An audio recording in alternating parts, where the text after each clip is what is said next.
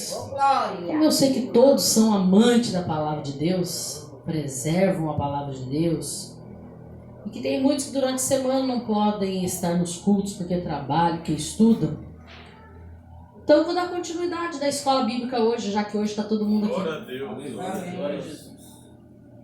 Quem não pode ouvir na quarta, ouve no domingo. Aleluia. Ontem eu pregava em Ubatuba. Vou só dar uma introdução dentro do que eu falei um pouquinho lá, para a gente entrar na palavra. Enquanto isso, você deixa sua Bíblia aberta, 1 Samuel, capítulo de número 13, a partir do versículo de número 8. E eu estava falando lá em Ubatuba sobre a metanoia. Quem sabe o que é metanoia? Quem sabe o que é metanoia? Ninguém sabe. Quem sabe o que é noia? Responde, irmão, pelo amor de Deus. Noia, usuário de droga. O que é noia?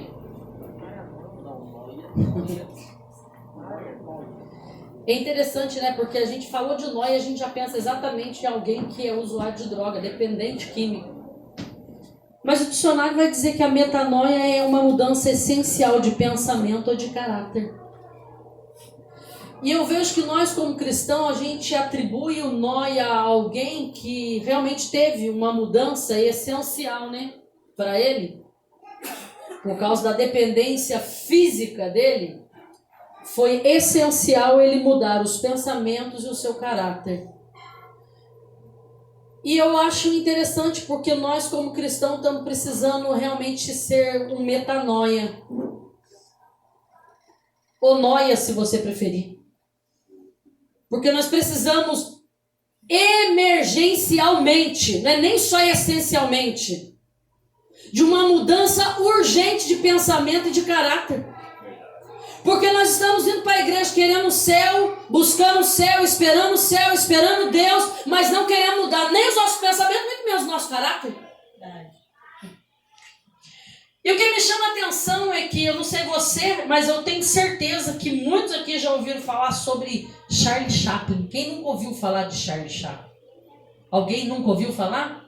Quem não conhece Charlie Chaplin? Tem alguém que não conheça? Charlie Chaplin foi um ator, diretor, produtor, humorista, empresário, escritor, comediante, dançarino, roteirista e músico britânico.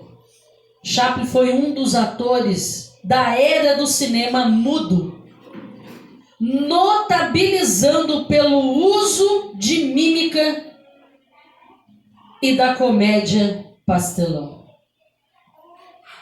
Duas coisas me chamam a atenção. Chaplin foi conhecido por ele expressar todas as coisas sem falar nada. E todo mundo entendia tudo.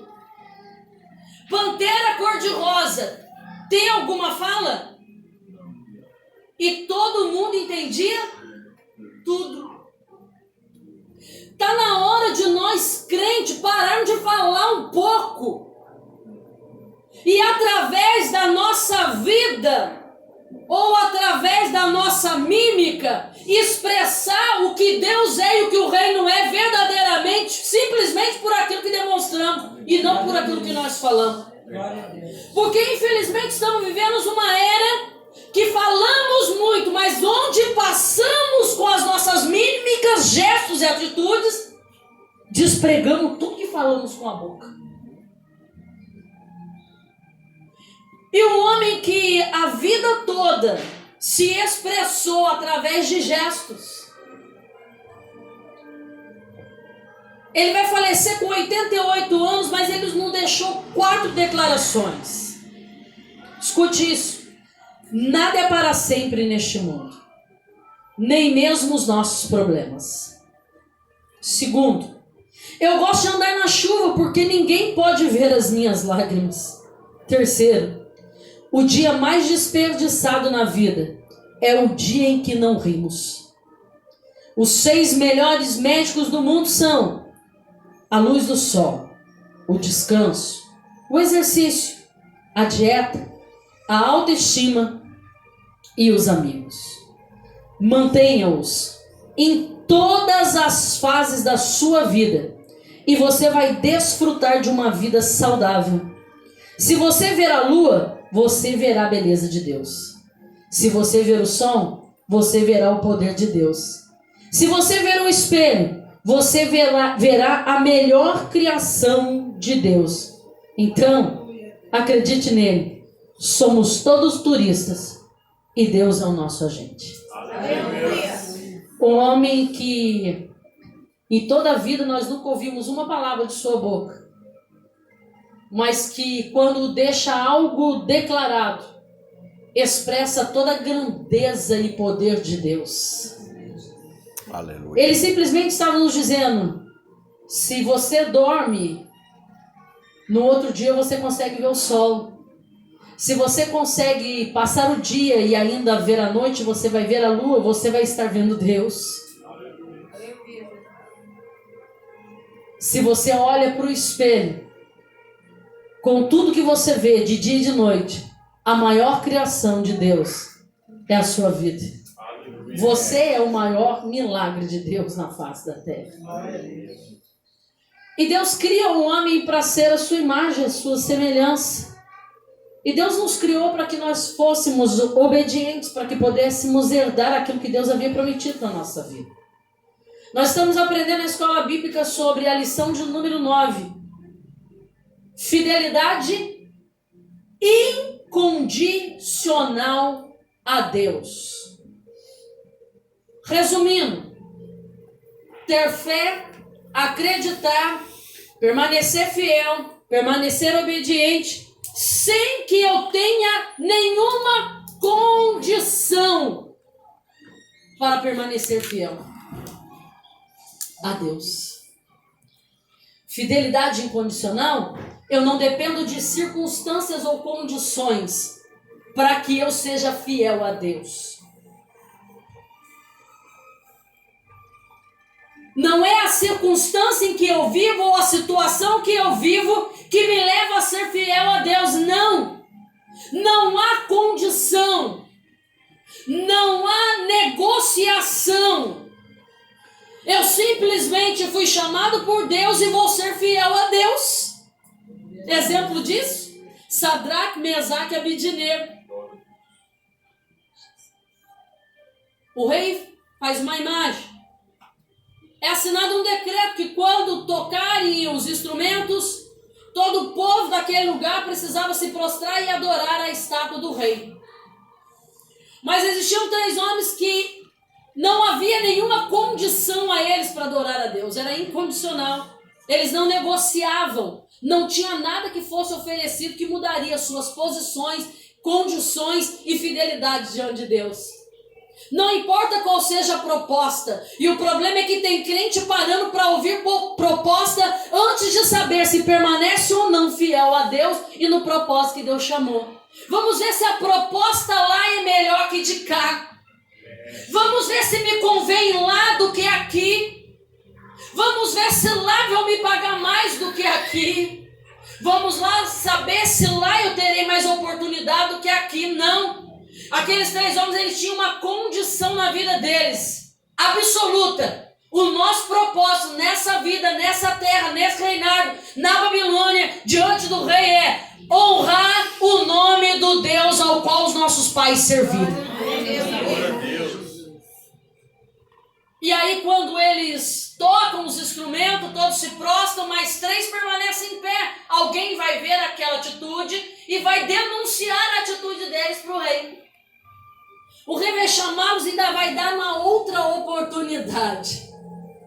Mas crente que é fiel, crente que obedece, crente que tem propósito diante de Deus, crente que não negocia a sua salvação, não negocia o seu chamado, não negocia o seu ministério, ele não espera nem segunda, nem terceira, nem quarta, nem quinta. Ele simplesmente, quando ele decidiu na primeira, ele vai continuar na mesma posição até que o joguem na fornalha. Glória a Jesus. Havia uma condição para eles da parte do rei.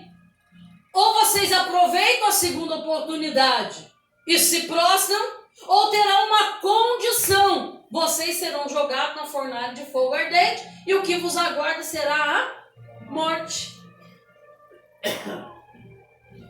Mas a Bíblia diz, se vivemos, vivemos para Cristo, se morremos com Cristo também morremos, e se Ele ressuscitou, nós também ressuscitaremos e com Ele reinaremos. Aleluia. Então nós temos que ter uma convicção, não importa se vivos ou mortos, ou com Cristo ressuscitado, todavia nós estaremos juntamente de Deus, glorificando e exaltando o nome dEle. Então não importa a condição, se a porta está fechada, ou se ela está aberta, ou se está difícil, ou se está fácil, ou se você vai escolher se permanece ou não fiel, não. Há uma só condição, permanecer fiel e esperar que Deus venha nos buscar para que juntos possamos morar no céu de glória. Glória a Deus. Eles não negociaram a sua comunhão, a sua vida, a sua intimidade, a sua decisão, a sua personalidade e aquilo que Deus representava na vida deles. Eles simplesmente, com atitude, eles disseram: Deus é mais importante do que tudo isso. Deus é mais importante que até mesmo a vida, porque Ele é o dono da vida. Aleluia. E quando toca, não há negociação, eles permanecem em pé. E a Bíblia diz que o rei vai ficar furioso. E quando ele fica furioso, ele manda que aqueça 7 vezes mais a fornalha. Se fosse talvez algum de nós, a gente gritaria: não, dá mais uma chance.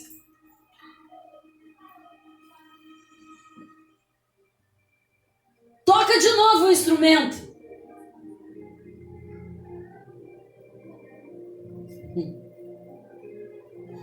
Dessa vez a gente se prostra. Tem gente que está só esperando a segunda ou a terceira, e tem gente que não precisa nem da segunda ou terceira, na primeira oportunidade, na primeira fala mesmo, para negociar a sua salvação. E intercalar a adoração. Quanto vale a sua salvação? Quanto vale o céu? Para ser barganhado, trocado, vendido, negociado.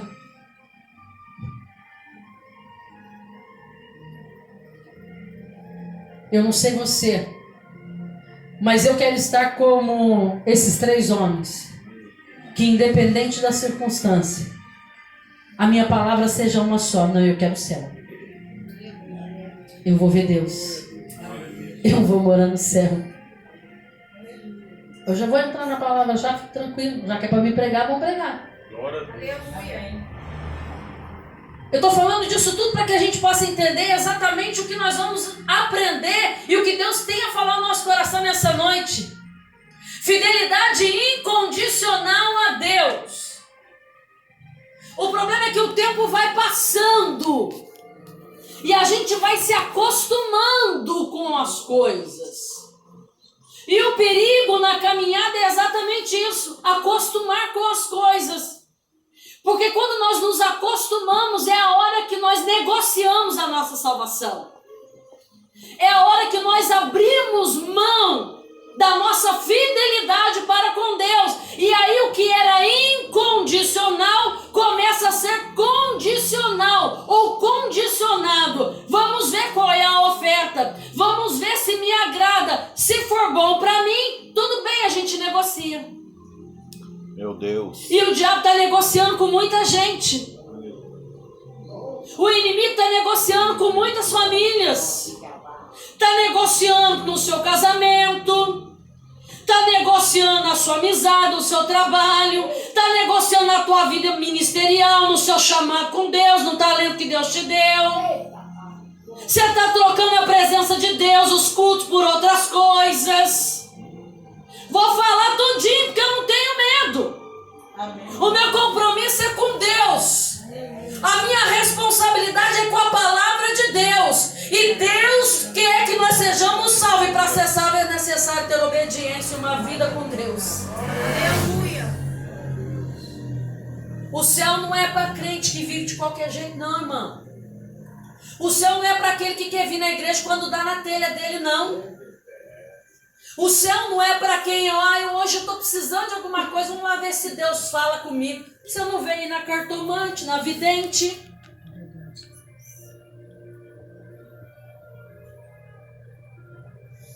Se a gente quer descobrir alguma coisa da nossa vida, vai lá, paga para cartomante, ela vai te enganar. Agora Deus não, Deus quando te traz até aqui é para falar para você, olha, muda de vida. Começa a ter responsabilidade e compromisso. Começa a ser obediente. Aleluia. Não tem outro jeito de ser abençoado, tá? Quer que a porta abra? Obediência.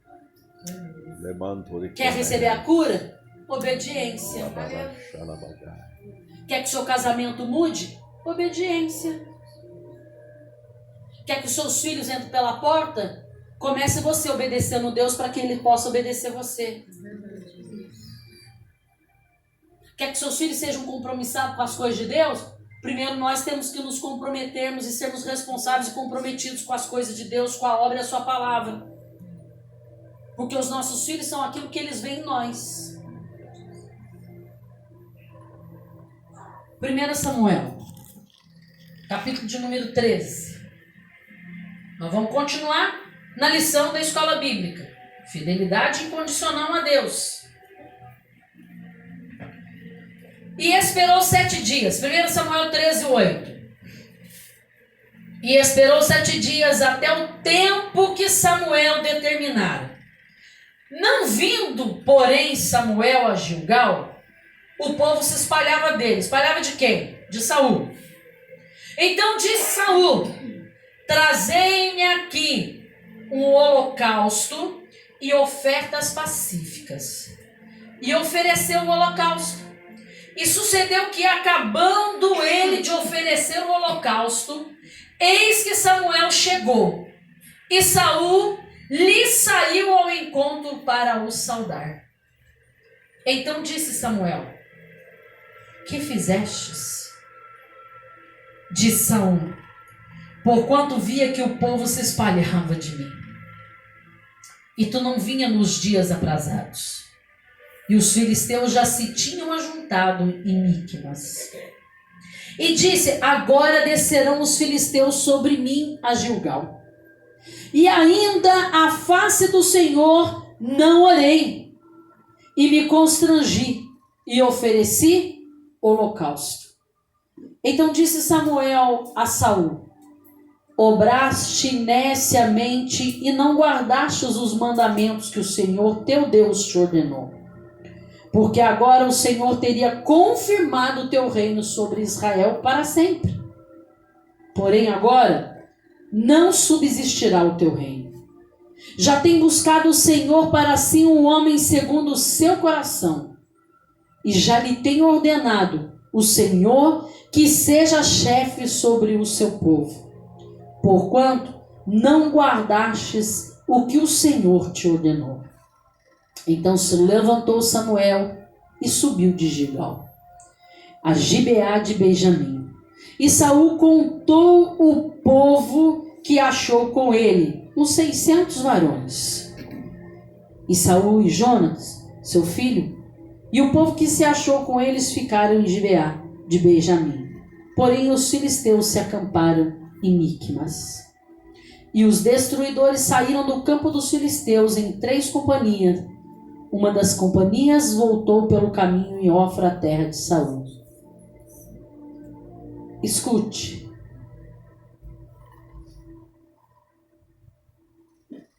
Eu dizia para vocês que a fidelidade de Deus, ela tem que ser, a Deus tem que ser incondicional. Samuel vai dizer a Saul, vai ungir a Saul e vai dizer a ele que permaneça na presença de Deus. Mas Saul é alguém que se acostuma com as coisas de Deus.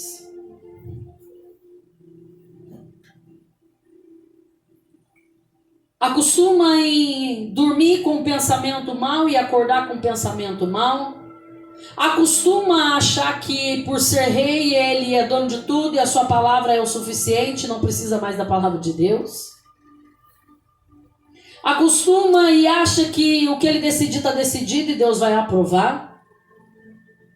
Acostuma com o culto e o sacrifício oferecido a Deus. Nessa época, o único que poderia oferecer sacrifício ao Senhor era o sacerdote. E Saul não era sacerdote. Saul era rei. Nem todo culto, nem todo sacrifício Deus está recebendo. Tem altares que são estranhos a Deus. Tem ofertas que não são pacíficas, mas são ofertas de desobediência ao Senhor. Tem ofertas que não são para benefício, mas trarão malefícios por toda a nossa vida e toda a eternidade. Não é porque estamos no culto, não é porque estamos dizendo que estamos ofertando e sacrificando a Deus, que a oferta tenha sido aprazível, agradável e recebida por Deus. Tem fogo estranho, tem oferta estranha, tem oferta esquisita, tem oferta rejeitada. Como é que está a sua oferta nessa noite ao Senhor? Meu Deus. Porque para Deus o que importa é a forma da oferta em obediência. O segredo não está na quantidade em que se oferta, não está na quantidade do seu sacrifício, mas o segredo está naquilo que se obedece, naquilo que Deus mandou que nós viéssemos fazer. Aleluia. E a Bíblia vai dizer que Saul vai colocar a mão onde ele não deve. Ele vai se meter naquilo que não é da conta dele. Porque ele achou que o profeta demorava, que o sacerdote demorava. Por ser rei, ele falou, eu posso fazer. Tem coisa que se Deus não mandou nem a mim nem a você fazer, fica quietinho, não põe a mão. Mas é para Deus, eu estou fazendo para Deus e a oferta é para Deus. Deus te diz que é para fazer, não faça. Samuel vai dizer para ele, o que você fez? Ele ainda responde, achei que você demorava muito e o povo se espalhava de mim. É claro e é óbvio que às vezes existem momentos na nossa vida que as coisas se espalham. Parece que perdemos o controle de algumas situações. Parece que Deus está demorando a chegar. Parece que Deus está demorando a responder. Parece que Deus está demorando para abrir. Parece que ninguém vai chegar ao nosso socorro. Parece que nem profeta Deus está enviando para poder dar resposta às nossas orações. Mas Deus está querendo dizer, vamos ver se ele vai permanecer obediente. Tem coisas na nossa vida que Deus está segurando, é para testar a nossa fidelidade e obediência àquilo que ele estabeleceu. Glória a Deus. Aleluia. Glória a Deus. E Deus sabia. Como sabia da fidelidade e da obediência de Jó. Como sabia que Adão e Eva também seriam infiéis. Olha as consequências das condições da infidelidade para se servir a Deus. Deus, quando cria toda a terra, todo o universo, cria os mares, cria os peixes, cria tudo e cria o homem. Deus coloca o homem no melhor lugar, no paraíso. Deus fala para o homem, usufrui de tudo, só não mexe aqui. E é interessante, o ser humano é uma coisa terrível, que ele tem acesso a tudo, mas ele quer colocar a mão onde ele não pode. Onde Deus disse, aqui não é seu, aqui não é para tocar. Esse marido não é seu, essa mulher não é sua, essa casa não é sua, esse emprego não é seu, esse casamento não é seu, esse trabalho não é seu, esse chamado não é seu, esse ministério não é seu. Mas quer botar a mão. E o coração e os olhos já estão tão cheios com aquilo que Deus disse, aqui não. Que ele está só esperando a oportunidade de alguém dizer para ele assim, mexe sim, rapaz, não tem nada a ver isso daí não. Põe a mão sim, qual o problema? Ah, não é bem isso que Deus quis dizer não.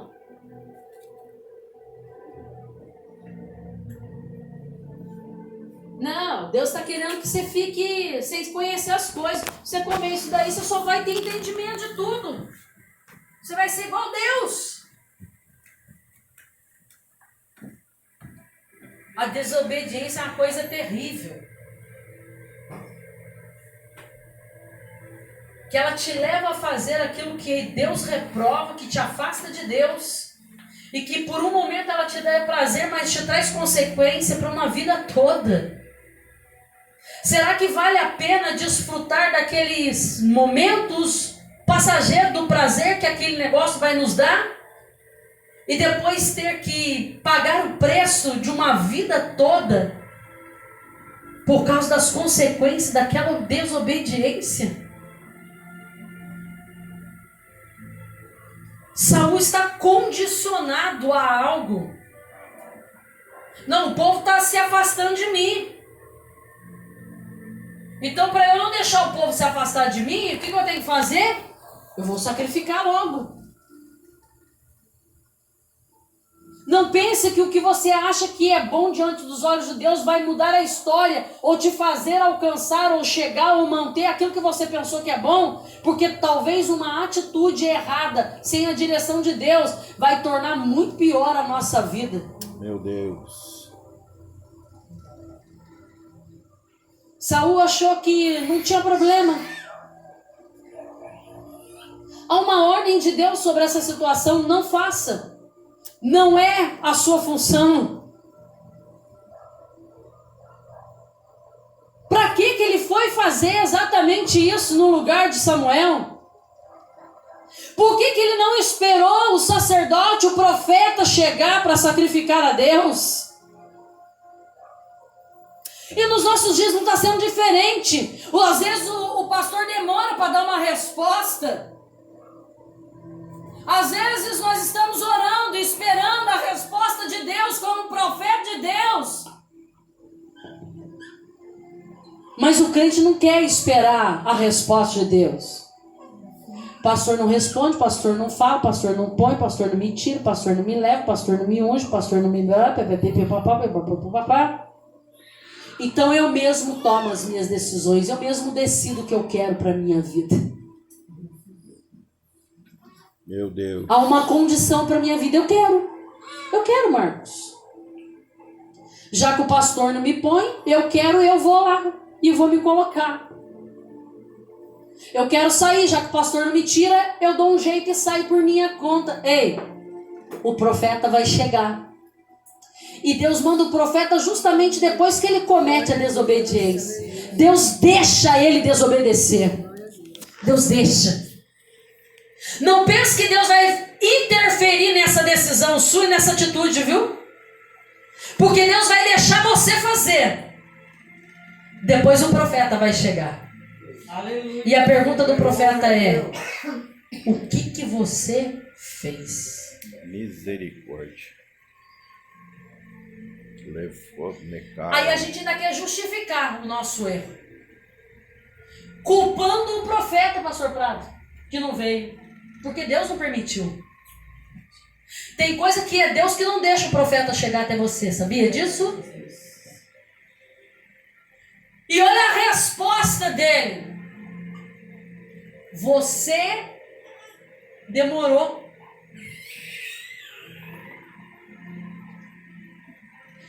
Resposta de quem nunca quer ser obediente. Por que você fez, fulano? Ah, porque eu perguntei, o senhor não respondeu. Ô, fulano, por que você saiu?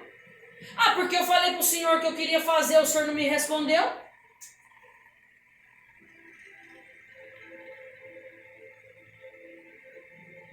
Ô, fulano, por que você não veio no condicionamento? Ah, porque eu não quis. Mas por que você não avisou? Deu vontade, meu compromisso é com Deus. Porque você não vem na sexta, você não vem no domingo, você não vem na quarta, na segunda, na terça, seja lá qual for. Eu não quis.